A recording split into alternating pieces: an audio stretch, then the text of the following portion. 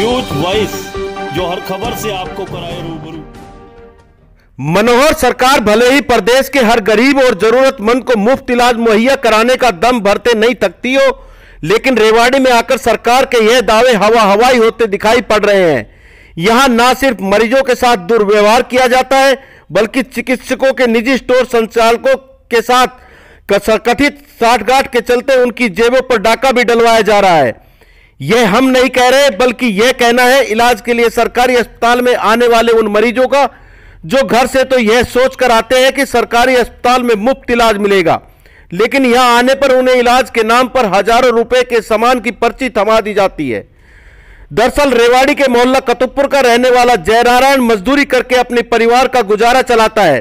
बीते माह में अपनी पत्नी को पथरी के इलाज के लिए जब नागरिक अस्पताल लेकर आया तो वहां मौजूद चिकित्सक ने पथरी के ऑपरेशन की सलाह दी और अस्पताल के बाहर मेडिकल स्टोर से ऑपरेशन का सामान लाने के लिए उसके हाथ में एक पर्ची थमा दी। जयनारायण की माने तो जब उसने चिकित्सक से यह कहा कि साहब मैं बीपीएल कार्ड धारक हूं और इलाज के लिए मेरे पास पैसे भी नहीं है, तो इस पर चिकित्सक ने न सिर्फ उसके साथ दुर्व्यवहार किया, बल्कि कहा कि तुम्हारी गरीबी से मुझे कोई लेना देना नहीं है, यहां ऑपरेशन करवाना है तो बाहर से सामान लाना ही पड़ेगा। जहां तहां से पैसे उधार लेकर जयनारायण स्टोर पर गया और हजारों रुपए का कीमत का ऑपरेशन का सामान डॉक्टर को लाकर दिया, तब कहीं जाकर उसकी पत्नी का ऑपरेशन हो पाया। इतना ही नहीं, ऑपरेशन के बाद निकली गई पथरी की जांच के लिए उससे 1000 रुपए लिए और हजारों रुपए कीमत वाली बाहर की दवाइयां भी लिख दी। जयनारायण का आरोप है कि चिकित्सक ने उस अकेले से बाहर से सामान नहीं मंगाया, बल्कि दूसरे जितने भी मरीजों के ऑपरेशन किए सभी के साथ ऐसा ही किया। यहां हैरान करने वाली बात यह है कि चिकित्सक द्वारा बाहर से जो सामान मंगाया गया बिल के मुताबिक यह सामान पहुंचा ही नहीं। वहीं जानकारों की माने तो उस सामान की इस ऑपरेशन में जरूरत भी नहीं होती। ऐसे में न सिर्फ चिकित्सक और स्टोर संचालक की साठगांठ दिखाई पड़ती है, बल्कि सवाल यह भी है कि सामान आखिर जाता कहां है।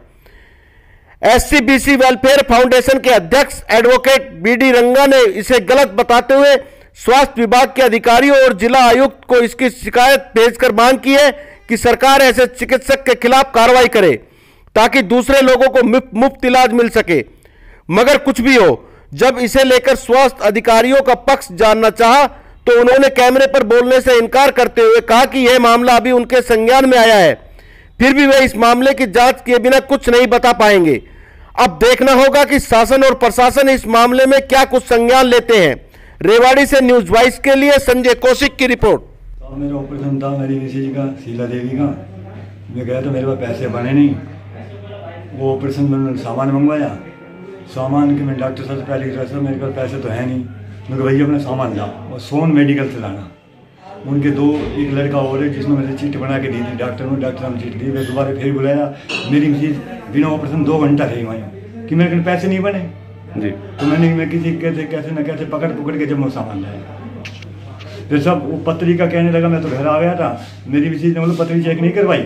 वो एक दिन पहले रात को आ गया था, एक लड़का टोपी टापी लगा के उन्हीं उसी हॉस्पिटल का जो डॉक्टर साहब ने बांध रखे हैं। वो उन्होंने भैया पथरी चेक करवाने, बाबू जी मेरे कहने पैसे नहीं है। दूसरे दिन मैं बुलाया हूँ, मैं नहीं मेरी मिसेज को पथरी चेक नहीं करवा तो यहाँ से भागो अपना इलाज और कहीं करवाना। फिर मैंने 1000 रुपये देकर मैं डॉक्टर साहब से मैंने डॉक्टर साहब कल तो 700 रुपये मांग रहे थे। मैं वो तो बेवकूफ़ आदमी थे, उन्हीं के आदमी थे सर पे, उन्हीं की उसी हॉस्पिटल की पर्ची भी उसी की रसीद है। उसके बाद मैंने फिर 1000 रुपये दिया, वो पत्री उन्होंने भेजी। मैंने फिर शिकायत कर दी, क्या करूँ, किसने शिकायत रंगा साहब को दे दी। ये मांगे गरीब आदमी मैं तो मेरे कहने पैसे एक टाइम नहीं लूँ तो मेरी मशीन मर जाती है अगर मैं 10,000 नहीं पकड़ के करता तो। उन्होंने तो अड़ा दी कि सामान लाओ। सामान तो 4600 का तो नकद ही आया था, रसीद है मेरे पास, बिल है मेरे पास, सब चीज़ें जाँच के और बाहर की दवाइयाँ लिख ली 1000-1500 कईयों से लिए। उस टाइम 10 ऑपरेशन था जी, पर वो आदमी यहाँ नहीं निकल, उन्होंने पैसे दे दिए जो दे दिए। मुझे यार अच्छा नहीं लगा, ऑपरेशन हो गया हमारा। कईयों से लिए उन्होंने। उस टाइम 10 ऑपरेशन था, किसी से 5 का सामान, किसी से 6 का, किसी से 7 का, किसी से कितना, सबसे बाहर का सामान। अब ये जयनारायण एक बेचारे गरीब मजदूर बीपीएल कार्ड धारक है। उसने अपनी पत्नी शीला देवी का ऑपरेशन कराने वास्ते सामान्य हॉस्पिटल रेवाड़ी के अंदर अपनी पत्नी को 15 तारीख को भर्ती कराया था। 16 तारीख को इनका ऑपरेशन होना था। जब इनका ऑपरेशन होने के दौरान सामान्य हॉस्पिटल के डॉक्टर साहिल यादव ने इनको बुलाया। साहिल यादव ने कहा भाई जो मैं ऑपरेशन का तुम सामान बाहर से खरीद के लाओ। जयनारायण गरीब आदमी ने कहा, बोलो जी मैं तो गरीब आदमी हूँ और या तो सब कुछ निःशुल्क होता है।